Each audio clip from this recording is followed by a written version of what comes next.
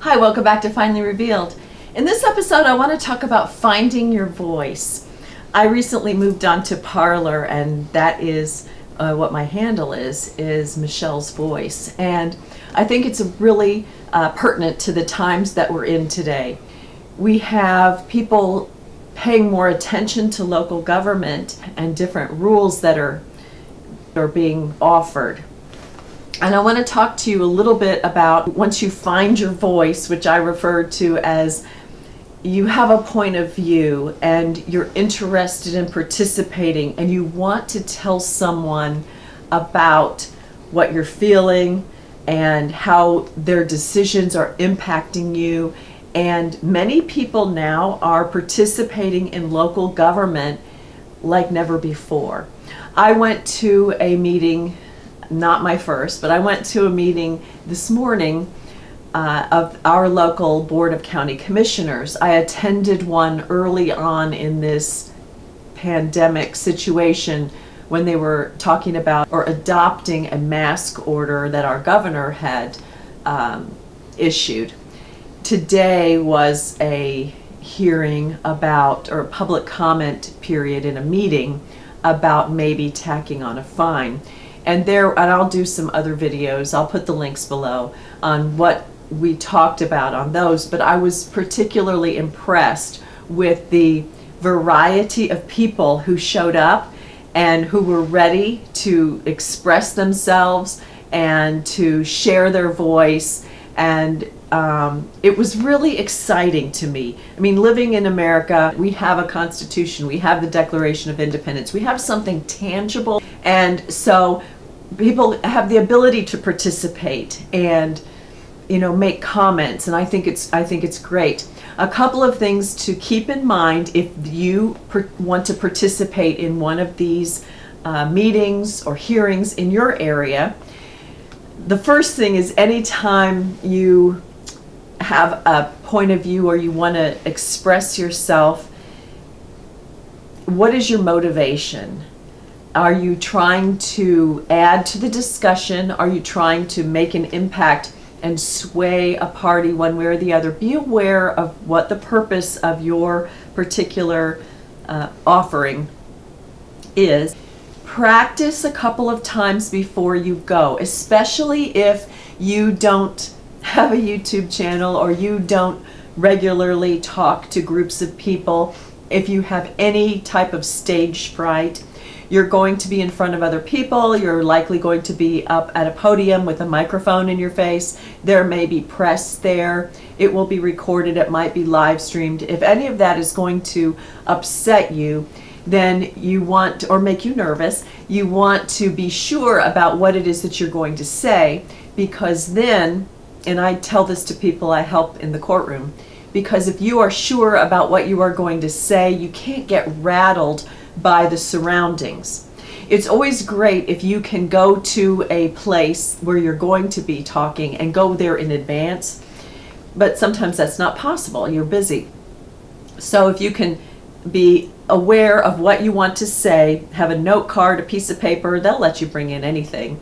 You don't want to read it, but if you're familiar with what you want to say and your major points so that you don't have regret afterwards, practice that a little bit with your friends or your family or by yourself. Kind of rehearse it a little bit the day before if possible, then maybe a little bit that morning, and then go in. That way you won't be rattled and trying to remember what you want to say or creating it on the spot. You'll be able to more seamlessly present it. So that's one thing, which is the nervousness and kind of having an idea in advance. And then the other big thing is your emotions. That may be why you find your voice, because you feel compelled. I have to do something. I can't just sit here and let other people make decisions for me. I want them to know that it matters to me, and so I want to go and participate. And so a lot of that push from inside you is going to come across in your emotions because you feel passionate about it. You love your country, you love your community, you don't want people to be hurt, you believe, whichever way you believe, you want to express that. So my suggestion would be when you go in to one of these meetings, to speak about it, that you do something before you get there. If you work out every day or often, do that before you go. Don't have a lot of caffeine if you're a coffee drinker. You don't want to get all hyped up. You want to have a good, solid base of energy when you go in there. Try to picture something happy. Think about what the ultimate outcome you would want from your talk. That you really connect with someone on the panel or the whole group of them, that you make an impact, that they are there to listen to you, you have their full attention, and talk to them like people. Talk to them like your friend. Show that you care, and if you focus on those things, it can help you get a grip and control your emotions. Because if you get going, if you get going on some type of momentum, you might derail yourself from what it is that you want to talk about.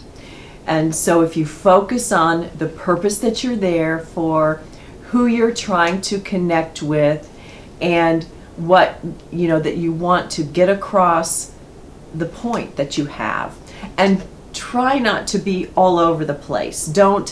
You're going to have a limited amount of time. Ours today was 3 minutes per speaker.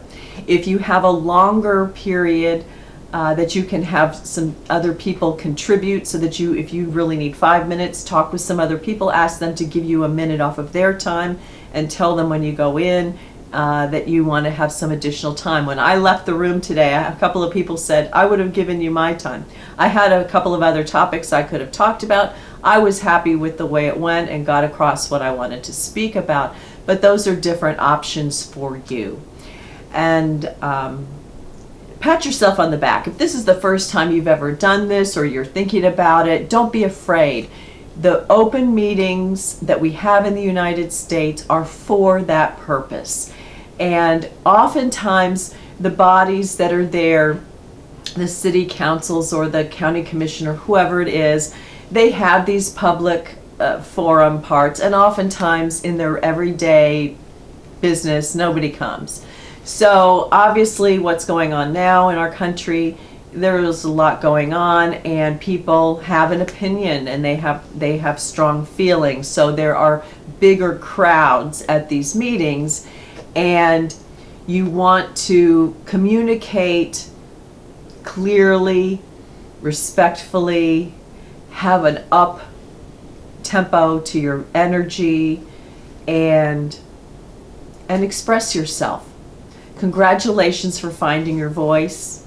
I think it's wonderful. If you have kids, this is a wonderful thing for them to see that you are participating.